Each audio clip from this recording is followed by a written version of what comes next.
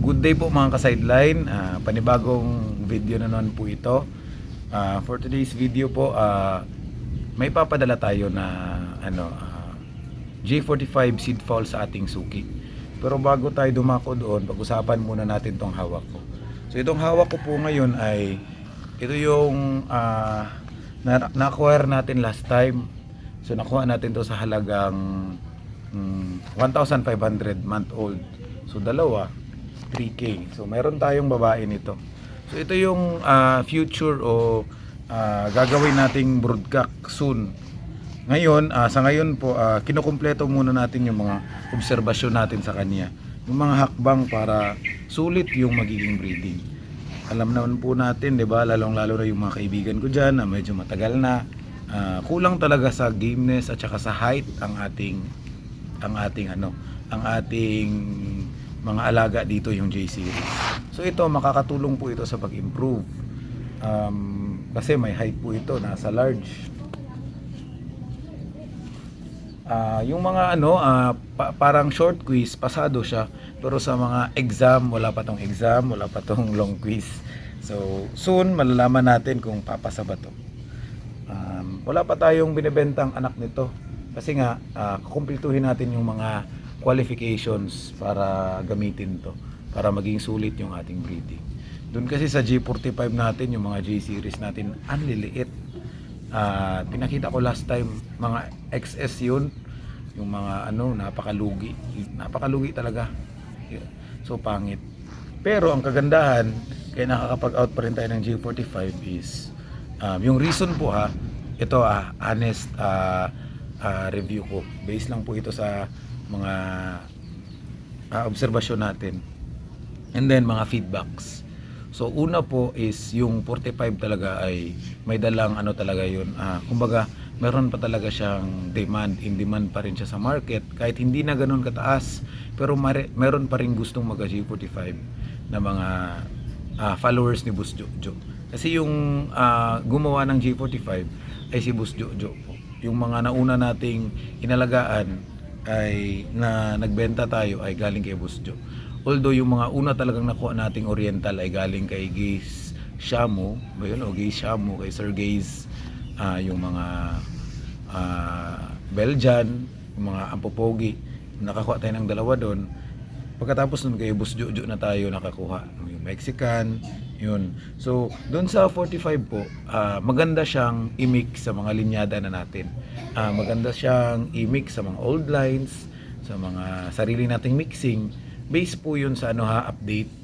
Ako po, yung experience ko na pag-mix sa J45 na hindi pure is yung sa Shamu. So minix natin sa Shamu and then binenta. And then maganda yung resulta based din sa sabi ng buyer kasi nagandahan siya sa combination ng dalawa. Ang problema lang doon ay hindi po iyon nakalock genes. Hindi ko na po alam anong update. Basta may maganda siyang update 2 beses. So ang last na update ay nagbreeding na kasi nagmolting. Yun. Pero ngayon wala na. Mga 2 years ago yun. Yun yung unang nagtry tayo magbenta ng J45 na may halong Shamu. And then later on, mga pure na seed fowl kasi para sila na yung mag-mix ng kanilang mga linyada sa backyard nila. Bale, yung seed fowl ay atin, kadalasan din pulet, and then minimix nila sa kanilang mga alaga sa kanila. So, yun, soon ito na yung magiging broodcock natin para maagap yung kakulangan sa ating linyada ay maayos natin. Again, kulang tayo sa height talaga at saka sa gameness. Meron tayong mga late maturing na mga alaga. Hindi natin yan maiiwasan mga ka-sideline kasi dahil po yan sa inbreeding. Napakalalim na ng inbreeding. Ilang years na itong binibreed. Kaya nga naiintindihan natin, alam naman ng lahat yan na ganyan talaga ang consequences ng inbreeding. Kaya nga last day yung vlog ko about dun sa puting J45, J47 natin, sobrang liit, napakabansot, and then deform pa yung mga daliri sa paa. Kasi nga dahil sa inbreeding depression. Kaya magagamit natin to or kung ano pang ibang old lines na pwede nating makita dito sa mga local breeds natin, i-infuse natin yun. So abang-abang lang po. Panahon lang po makapagsasabi kung naging successful ba yung plano nating pag ayos sa ating linyada dito na J-Series. Sa ngayon, samahan niyo po ako, ibibigay na natin yung pure J45 natin o yung J45 seed fowl sa ating suki. Yung suki natin yun, napakarami nang nakuha natin. Napakarami nang nakuha sa atin. Una is yung 4, sunod is yung isa. Yung isa na naman na pure 47. Ngayon kumuha naman sa atin ng 2 hen na pure 47. So, kaya magbibigay tayo ng regalo kay sir kasi nakakahiya naman na marami na siyang nakuha sa atin. Pero kadalasan pullets po. So, yun. Let's go. Silipin natin ano yung maibibigay natin kay Sir Dooms. Again, ito po yung future broodcock natin. Sana maging successful yung breeding. Marami pa tayong inobserbahan para maging sulit yung darating na breeding natin. So, asa ganito ba? Punong-puno itong kulungan natin mga ka-sideline, kaya kailangan din nating ma-out ito. So ito yung pullet nandito. Yan. Yan yun. J45 po ito. So matitira sa akin itong stag na lang. Saktong-sakto lang tong kulungan para sa kanya. Kasi ito puno. Meron na yan. Yan. Dito sa kabila meron na din. Wala talaga tayong bakante. Meron na yan. Stag.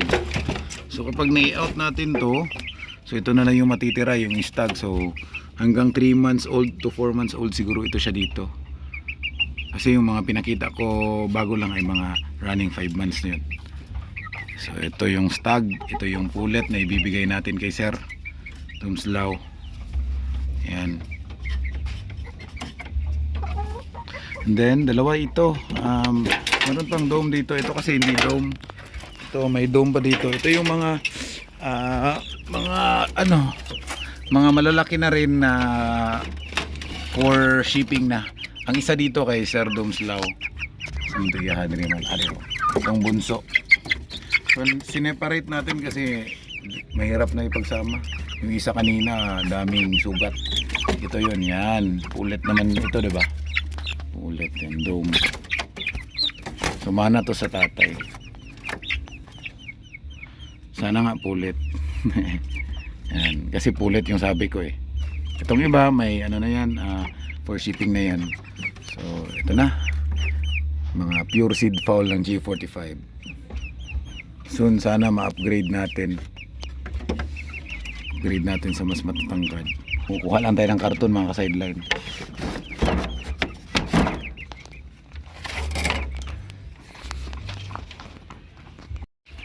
Hindi pa rin nakaka-recover yung mga alaga natin dito mga ka-sideline. So merong 2 dome dyan. Ito yung 2 dome na stag pero matatangkad. Yan. Matatangkad to. Ang problema lang dito, medyo matamlay talaga sila kasi nga, tingnan nyo naman. Ang oras ngayon ay 2:00 na naman. Pero walang init masyado. Kasi nga pangit yung panahon. Kulang kasi tayo sa housing. Yan. Sana makabawi pa to. Hindi naman natin ito ibebenta. Obserbahan kung maganda ba ang resulta ng pagpapatangkad ng mga dome natin. Ito okay to. Ito lang talaga yung isang dome. So itong 45-47 no. Yan. Pag ganito yung mga alaga niyo mga ka-sideline malungkot, ibig sabihin there is something wrong. Nagbibigay na tayo ngayon ng antibiotic. Pagkatapos matapos yung antibiotic, bibigay na tayo ng purga at saka vitamins.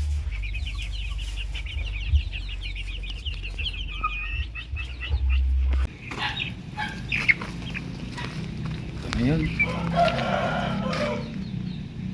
2 pullets. Pagkatapos nito mga ka-sideline, meron pa tayong isang ipapadala sa Norala yun. So kumuha rin sa atin ng isa nating kaibigan kasi gusto nilang mag-infuse ng G-series sa kanilang sariling mixing. So meron na silang sariling mixing nila dadagdag na lang or mag-i-infuse na lang ng 45-47. Maraming salamat sa panonood mga ka-sideline. Baka hindi pa po kayo nakapag-subscribe, subscribe naman po. Napakalaking tulong na ito sa aming maliit na channel. Maraming salamat.